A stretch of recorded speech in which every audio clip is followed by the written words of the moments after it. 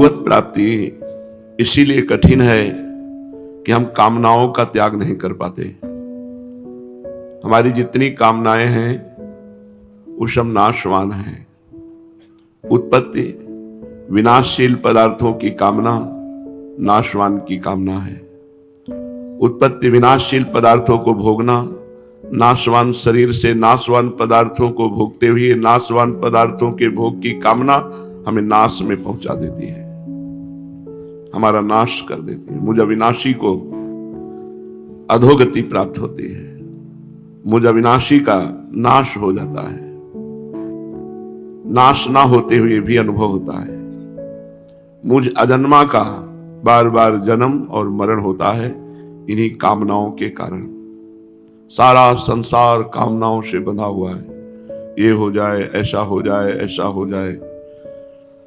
कभी कभी लगता है कि क्या उपदेश करे, कोई उपदेश धारण करने वाला ही नहीं है, कोई बिरला ही उपदेश को धारण करने वाला है, नहीं तो सब कामनाओं में बंधे हुए हैं। और भगवत मार्ग कामनाओं के त्याग से पूर्ण होता है। संसारी आदमी इसमें प्रवेश करता है तो कामनाओं की पूर्ति को लेकर, कामनाएं सब संसार की होती है, संसार सब जादू का तमाशा है, नाशवान है। अंतिम समय की कोई बात सोचता नहीं है कि जब यहां से हमें शरीर छोड़ के जाना है तो हमारे पास रह क्या जाना है। जो इस विवेक को धारण करे तो कामनाओं का त्याग हो जाए कि संसार में यथा लाभ संतोष सदा काहू सो कछु न चाहोगो, यदृच्छा लाभ संतुष्टो द्वंद्वातीतो विमत्सरः। यदृच्छा लाभ, जैसा ईश्वर मुझे परिस्थिति दे करके रखेंगे वैसे मैं रहूंगा, पर मेरा कर्तव्य है कोई कामना ना होने पावे और निरंतर भगवान का भजन करूं। ऐसा कोई बिरला साधक होता है, बिरला, कोई लाखों में एक ऐसा होता है। श्री भगवान कह रहे हैं, संकल्प प्रभवान कामांस त्यक्त्वा सर्वान शेषतः मनसैवेन्द्रिय ग्रामम विनियम्य समन्ततः। संकल्प ही ना होने पावे। किसी भोग की पहले चिंतन वृत्ति उदय होती है, स्फुरणा, फिर उसमें हमारा राग होता है, प्रीति होती है उस चिंतन में, उस स्फुरणा में, फिर वो संकल्प बनता है। संकल्प बनते ही प्रबल कामना हो जाती है। कामना होते ही मन मथित कर देता है, हमें व्यथित कर देता है और बलात् वो कामना में, क्रिया में लगा देता है। इसलिए भगवान कह रहे हैं, संकल्प प्रभवान कामास त्यक्त्वा सर्वान शेषतः। सांसारिक वस्तु, व्यक्ति, पदार्थ, देश, काल, घटना, परिस्थिति को लेकर जो मन में तरह तरह की स्फुरणाएं होती हैं, उन स्फुरणाओं में कुछ प्रिय होती हैं, कुछ अप्रिय होती हैं। तो अप्रिय से द्वेष हो जाता है और प्रिय से राग हो जाता है। और जहां उसका राग या द्वेष बना तहां संकल्प बनता है, जहां संकल्प बना तहां क्रिया करने की कामना बनती है। जहां कामना बनी तो जीव का पतन हो जाता है। जीव आनंद सिंधु भगवान की स्थिति प्राप्त करने के लिए जो मानव देह मिला है, वो वस्तु, व्यक्ति, स्थिति, परिस्थिति, घटना, देश, काल, पदार्थ, इनमें राग करके या द्वेष करके वो संकल्प कामना करके पतित हो जाता है। इसलिए भगवान कह रहे हैं, संकल्प से उत्पन्न होने वाली संपूर्ण कामनाओं का सर्वथा त्याग करके, अशेषता, अशेषता मतलब सर्वथा कोई कामना नहीं। जोई जोई प्यारो करे सोई मोहि भावे। चाहे दुखद परिस्थिति हो, चाहे सुखद परिस्थिति हो, चाहे मन अशांत हो या शांत हो, हर स्थिति में हमको ये विचार करना है कि हमें इसी जन्म में भगवान को प्राप्त करना है। इसलिए हमें किसी भी परिस्थिति की कामना नहीं करनी, किसी भी वस्तु की कामना नहीं करनी, किसी भी पदार्थ, व्यक्ति की कामना करने मात्र से हमारा पतन हो जाएगा। क्योंकि असंगतः असंगोहम पुरुषः, यह हमारा स्वरूप है। असंगोयम, अहम असंग, न वस्तु, न व्यक्ति, न स्थान, न शरीर, न भोग, न क्रिया। ये बहुत सूक्ष्म है परमार्थ। तो जिसने संकल्प के द्वारा होने वाली संपूर्ण कामनाओं का अशेषता अर्थात सर्वथा त्याग कर दिया है और मन से ही अपनी 10 इंद्रियों को अपने अपने विषयों से घसीट करके प्रभु में लगा दिया। शनै शनैरुपर में बुद्ध्या धृति गृहीतया आत्म संस्थम मनः कृत्वा द किंचिदपि चिंतयेत्। शनै शनै, आराम आराम से, धीरे धीरे से एक एक विषय का त्याग करता चला जाए, एक एक गलतियों को सुधारता चला जाए। साधक को अपनी गलती जांचनी चाहिए। भजन में क्या प्रतिकूल चिंतन हो रहा है, क्या प्रतिकूल क्रियाएं हो रही, क्या प्रतिकूल खान पान है, क्या प्रतिकूल संग है, इन सब बातों का चिंतन करना चाहिए। हम कितना भजन विरुद्ध देखते हैं, कितना भजन विरुद्ध सुनते हैं, कितना भजन विरुद्ध आचरण करते हैं, इनका सुधार करना चाहिए। शनै शनै, धीरे धीरे आराम आराम से त्याग करते चले जाओ। उकताए हुए एकदम आज कसम खा लिया और कल फिर गिर गए, ऐसा नहीं। धीरे धीरे आराम आराम से एक एक विषय का त्याग करते हुए, एक एक गलतियों का, और जिस गलती का त्याग कर दो दोबारा जीवन में वो गलती दोहराई जानी ना चाहिए। इसीलिए शनै शनै का धीरे धीरे साधन करते करते प्रायः साधक को उकताहट होती है, अरे जल्दी से सब काम क्रोध नष्ट हो जाए। ये जल्दी से नष्ट होने वाले नहीं है। शनै शनै, धीरे धीरे सहत सहत बाढ़े भगति गृह तनु गुरु हितगार। धीरे धीरे सहते सहते इनका त्याग कर दो। विषय रूपी दलदल से धीरे धीरे निकलने की चेष्टा करो। निराशा होती है कि भजन करते विचार करते इतने दिन हो गए पर ना तो भगवान की प्राप्ति हुई और ना कोई अनुभव हुआ, अब क्या होगी, कैसे होगी। इस बात को लेकर भगवान के भजन करने वाले साधक को ये सावधानी भगवान कह रहे हैं। शनै शनै, धैर्य युक्त बुद्धि के द्वारा धीरज धर के धीरे धीरे ऊपर में उपराम हो जाओ, धीरे धीरे त्याग करो। भजन का अभ्यास करते हुए सिद्धि ना प्राप्त हो तो उकताना नहीं चाहिए।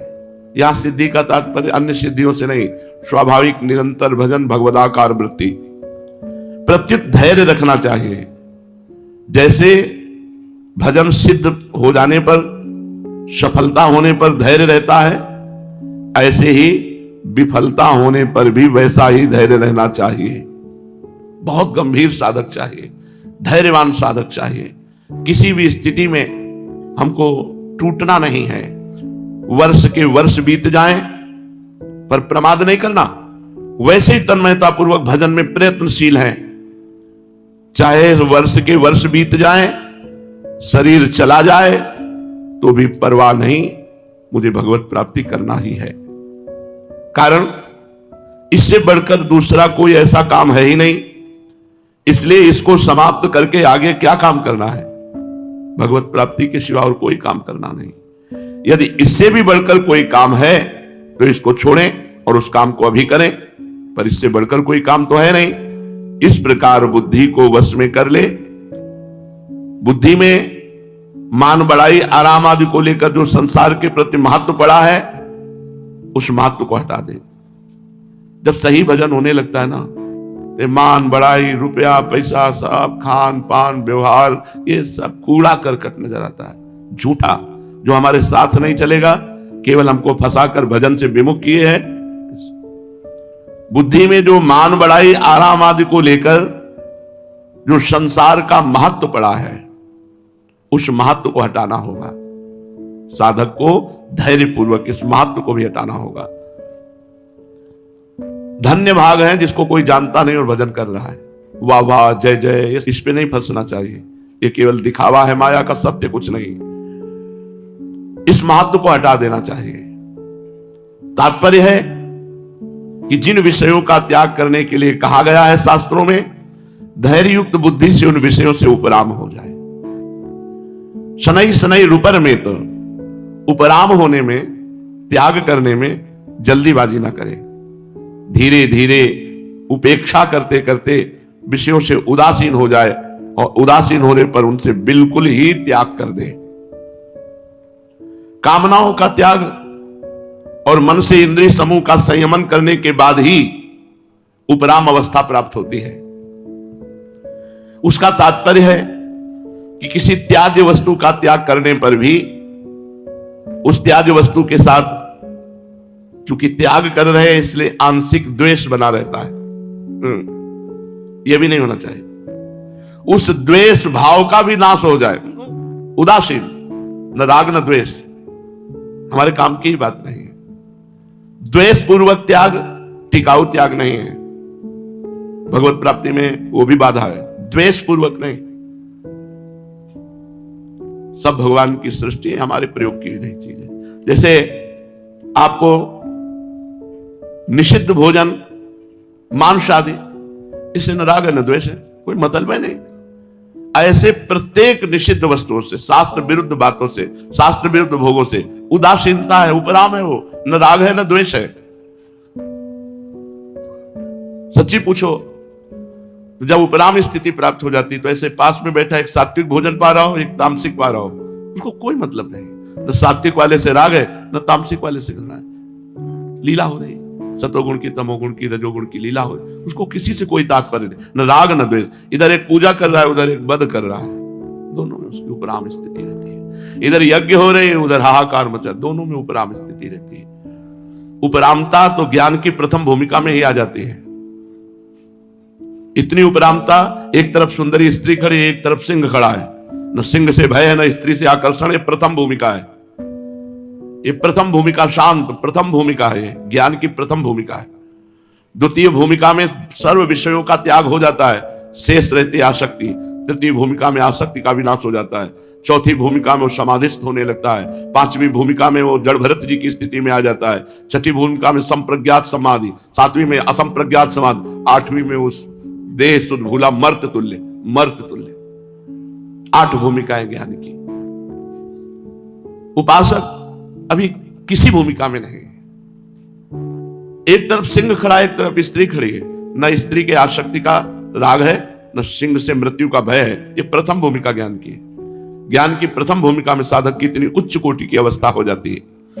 तो उपराम हो विषयों से, द्वेष नहीं। अरे ये नहीं, नहीं, हमारे काम की वस्तु नहीं है।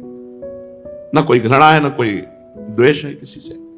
सब भगवान की सृष्टि है।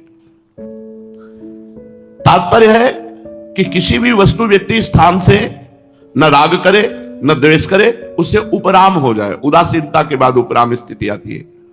यहां उपराम होने की बात इसलिए कही गई कि परमात्मा तत्व मन के कब्जे में नहीं आता, क्योंकि मन प्रकृति का कार्य होने से जब प्रकृति को भी नहीं पकड़ सकता तो प्रकृति से अतीत परमात्मा को कैसे पकड़ सकता है। अर्थात परमात्मा का चिंतन करते करते मन परमात्मा को पकड़ ले, ये उसके हाथ की बात नहीं है। जिस परमात्मा की शक्ति से मन अपना कार्य करता है उसको मन कैसे पकड़ सकता है। यन मनसा न मनुते ये नाहुर मनोमतम। जैसे जिस सूर्य के प्रकाश से दीपक, बिजली आदि प्रकाशित होते हैं, वे दीपक आदि सूर्य को कैसे प्रकाशित कर सकते हैं? कारण कि उनमें प्रकाश तो सूर्य से ही आता है। ऐसे ही मन, बुद्धि आदि जो कुछ शक्ति है वो सब भगवान से आती है, प्रभु से आती है। अतः वे मन, बुद्धि आदि उस प्रभु को नहीं पकड़ सकते। दूसरी बात है, संसार की तरफ चलने से मन ने सुख नहीं पाया, केवल दुख ही दुख पाया। अतः संसार के चिंतन से प्रयोजन नहीं रहा तो उपराम हो गया। द्वेष नहीं हुआ, उपराम हो गया।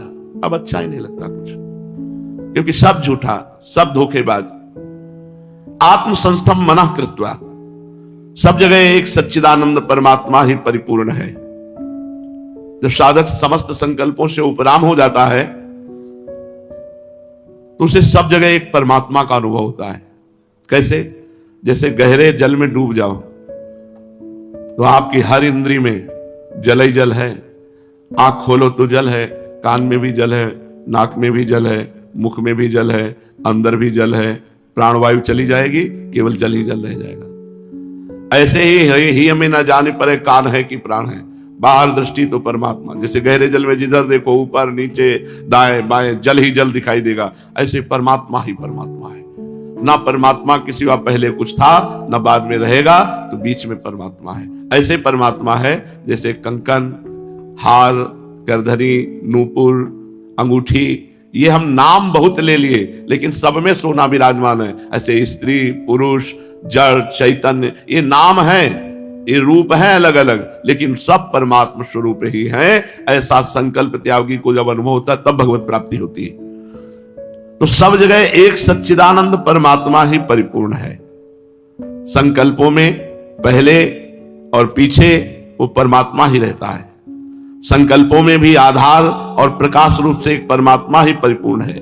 उन संकल्पों में और कोई सत्ता पैदा नहीं हुई, किंतु उनमें सत्ता रूप से वो परमात्मा ही है। ऐसा बुद्धि का दृढ़ निश्चय निर्णय रहे। मन में कोई तरंग पैदा हो भी जाए तो उस तरंग को परमात्मा स्वरूप ही अनुभव करे। जैसे हमारा मन गया कहीं किसी स्त्री पर, ये भी भगवान है। किसी वस्तु पदार्थ पर, ये भी भगवान है। किसी स्थान में, ये भी भगवान है। जहां भी जड़ चैतन्य में जाए वहां उसे तुरंत भगवत स्वरूप अनुभव करे। देश काल वस्तु व्यक्ति घटना परिस्थिति आदि सब में प्रभु विराजमान है। ये देश काल आदि तो उत्पन्न होते हैं और मिटते हैं, परंतु इनमें विराजमान जो प्रभु है न मिटते हैं, न बनते हैं, न बिगड़ते हैं। वो सदा ज्यों का त्यों रहते हैं। इसलिए धीरे धीरे अपनी बुद्धि को, जहां जहां बुद्धि जाए वहां श्री भगवान है, और बुद्धि को भगवत विरोधी विषयों से ना द्वेष करे न राग करे, उनसे उपराम हो जाए। आगे भगवान बता रहे हैं, न किंते चिंतित किंचित मात्र भी चिंतन अन्य ना होने। बहुत सावधानी का, आप सच्ची मानो शांत एकदम रहने की स्थिति है। बस कुछ न बोलो, न देखो, न सुनो। वो कैसे तुम्हें बताएं? न किंचिदपि चिंतित, चुप मूक, बस अचिंत परमात्मा के चिंतन में डूबना। न स्थूल शरीर की क्रियाओं का चिंतन, होती है क्रियाएं, सोच गए, स्नान हुए, इनका कोई चिंतन थोड़ी हो रहा है, एक अभ्यास बस हो रहा है, चिंतन प्रभु का हो रहा है। न सूक्ष्म शरीर का चिंतन, मन में क्या संकल्प, संकल्प विकल्प की जगह नहीं रह गई। ऐसा एक तार, क्यों, जब बीच में जगह हो ना, तब जब घनीभूत चिंतन होता है तो बीच में जगह ही नहीं है, तो उसको संकल्प विकल्प करने का अवसर ही नहीं। जब चिंतन नहीं तो स्फुरना नहीं, जब स्फुरना नहीं तो संकल्प नहीं, जब संकल्प नहीं तो कामना नहीं, कामना नहीं तो कोई क्रिया नहीं। अब जो क्रिया हो रही बिना कामना के परमात्मा स्वरूप है। इंद्रियां भी शांत, मन भी शांत, देखते हुए देखा नहीं, सुनते हुए सुना नहीं, बोलते हुए बोला नहीं। क्या समझोगे इसको? अब कैसे समझोगे इस स्थिति को? देखते हुए देखा नहीं, सुनते हुए सुना नहीं, बोलते हुए बोला नहीं, सुनते हुए सुना नहीं। जो बुलवाना था वो बुला दिया, जो दिखवाना था वो दिखा दिया, जो सुनवाना था वो सुना दिया, कोई मतलब नहीं उससे। ये निर्विकल्प समाधि है। उठते बैठते चलते फिरते बुद्धि का आम से संबंध मिट गया। इसके लिए क्या करना है? बोले यतो निश्चरति मनश्चंचलम स्थिरम ततस्ततो नियम्यैत दात्मन्येव वसम नयेत। ये चंचल मन, अस्थिर मन जहां जहां जावे वहां वहां से हटा के इसको एक प्रभु में भली भांति लगाए, भली भांति। यतो यतो निश्चरति मनश्चंचलम स्थिरम। भगवान स्वयं बोल रहे हैं, साधक जो अपना लक्ष्य बनाया है, नाम जप, मंत्र जप, भगवत ध्यान, उससे में ये मन टिकता नहीं है। सबकी शिकायत रहती है, ठहरता नहीं है, इसलिए इसको अस्थिर कहा गया। अस्थिर माने चलायमान। ये मन तरह तरह के सांसारिक भोगों का, पदार्थों का, व्यक्तियों का, घटनाओं का, भूत की घटना, भविष्य की कल्पना, इसमें विचरण करता है। इसीलिए भगवान ने इसको कहा मनश्चंचल मस्थिरम। अस्थिर माने चलायमान और चंचल माने चलायमान, दोनों बातें एक ही है। किसी बात को पुष्ट करने के लिए दो बार कहा। अस्थिरम ये स्थिर नहीं है, चंचलम ये चलायमान है। इसको चंचल कहा है। तात्पर्य है कि ये मन ना तो प्रभु में स्थिर होता है और न संसार में स्थिर, चलायमान है, यहां से वहां, वहां से वहां, वहां से वहां, बस इसको भागना है। इसलिए उपासक को चाहिए कि मन जहां जहां जाए, यतो यतो निश्चरति, जिस जिस कारण से जाए, जैसे जैसे जाए, जब जब जब जाए, इसको वहां वहां से, उस कारण से, वैसे वैसे, तब तब हटा करके इसको बार बार प्रभु में लगाना है। यही साधना है। जहां जहां मन जाए, जैसे जैसे जाए, वैसे वैसे तुरंत इसे हटाओ और प्रभु के नाम में लगाओ, प्रभु के मंत्र में लगाओ।